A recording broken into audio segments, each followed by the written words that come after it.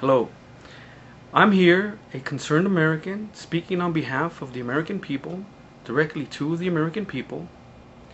If you are a current homeowner, an aspiring homeowner, or a recent homeowner, if you own a small business, if you were recently laid off or unemployed, if you are at or near retirement, K through 12, or a college student, if you love your country, your home, your friends, your family or neighbors, if you want to keep your job, your home and your family, or your spouse, money is the #1 reason couples divorce.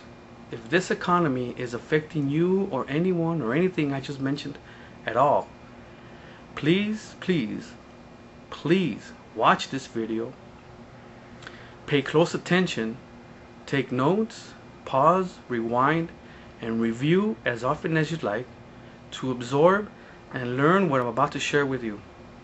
Once you've learned and understand this, please make sure you contact both your senator and your representative in Congress and demand they draft this bill and pass this law before the coming election. I don't mean the presidential election, but rather the incumbent members of Congress that are up for re-election, Republican or Democrat. We need to put all of our elected officials under the gun. They need to work overtime, if need be nights and weekends, like they pretended to do for us just recently. These are very acrobatic people that talk like this and walk like that. We actually saw them run to fund Wall Street and their special interest while talking at us as if we believed a single word they said, as if we were even listening to them.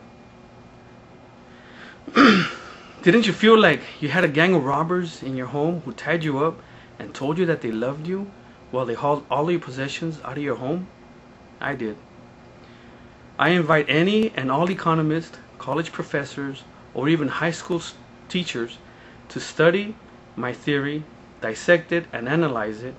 I welcome any and all critique. So, without further ado, let's get started. Okay, I'm standing next to this funny looking drawing to illustrate that the economy is a living, breathing body with money flowing in and out through the heart. At the extremes, we've got consumer or credit cards, small business loans, auto loans, student loans, miscellaneous. At the heart of the heart, we have mortgages. Now, when mortgage payments stop, the body suffers a stroke. It's not pumping in and out. Everything freezes, it's collapsed. It's on the floor without a heartbeat. Okay, now I've seen all these analysts suggest we do this and that and what have you. We have the federal government, which is the White House, the Congress, the Treasury, and the Federal Reserve, wanting to pump blood into the body, hoping that that's what's going to get the heart rate going again, the heart beating again. Okay. What needs to happen is we need to get mortgages paid again. If mortgages are paid again, money will circulate throughout the body. Now, how do we do that? Well, that's what I'm here to share with you, my idea, and we'll get started. Okay, this here is something I came up with around March. You can pause right now and copy all this down. I drew it up in a letter, a 4-page letter, and I faxed it to over 400 members of Congress on April 7th, and then again to about 30 of them May 5th, and then just recently, prior to the bailout voting, about another 20.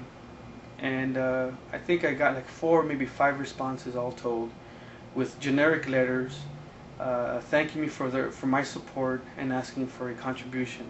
I doubt that any of them read it, but I do want to credit 3 people with having hit the target but not quite the bullseye.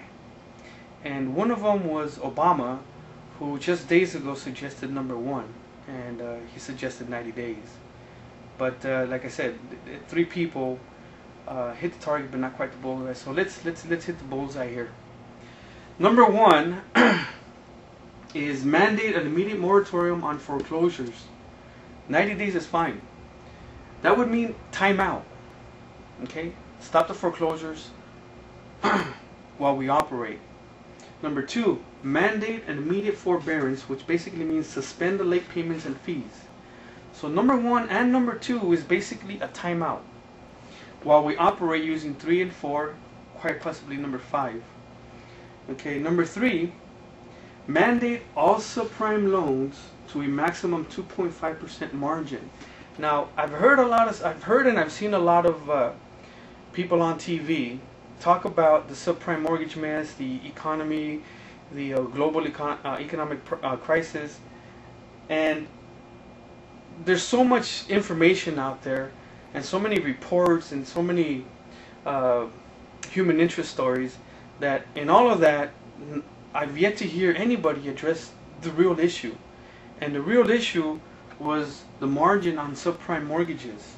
I came up with this term that I like, and it's gougingly outrageous. It's just insane. It's just robbery. But I'm going to address that on the next page. And number 4 would be streamline the FHA Secure Hope for Homeowners program. Okay, these are 3 different programs that are in existence now. The Streamline has been around for about 25 years. The FHA Secure about a year, and the Hope for Homeowners program, I think, went into effect October 1 this year.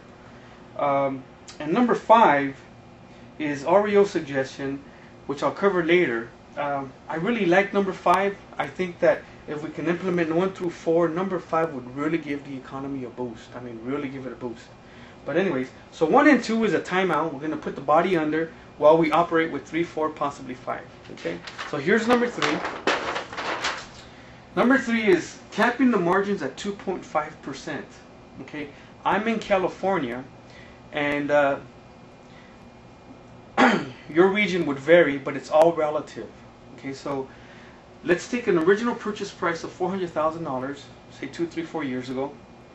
And typically, people that bought homes in those days bought what they call an 80-20 program. Bought the property with an 80-20 program, which is basically 100% financing. And the reason why they broke it up into 2, 80 and 20, is because anytime you borrow more than 80% of the value of a home, you're going to have mortgage insurance. So breaking this up was a way to go around mortgage insurance, and 80% of the 80% of the purchase is $320,000. With an interest rate of 6%, your payment is $1,919. 20% second would be $80,000, and about 11% giving you a payment of $762. A total payment of $2,681 would be your payment for 2 years.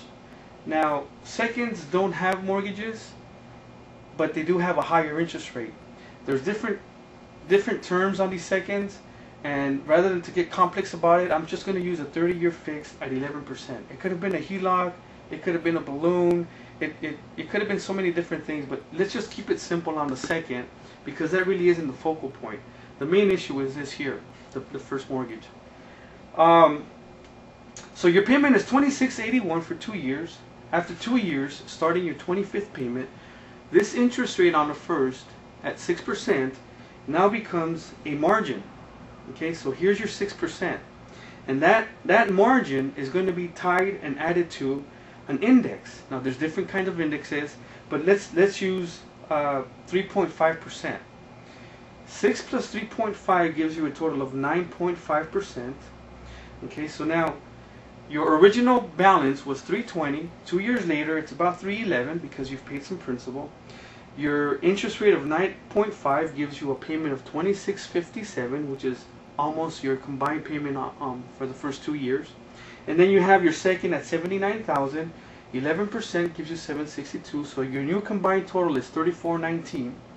Basically, your payment went up $700 from 1 month to the other. And I used a 6% interest rate. If you had good credit, you might have gotten something like 5.5. If you didn't, you might have gotten something like 7.5 or higher.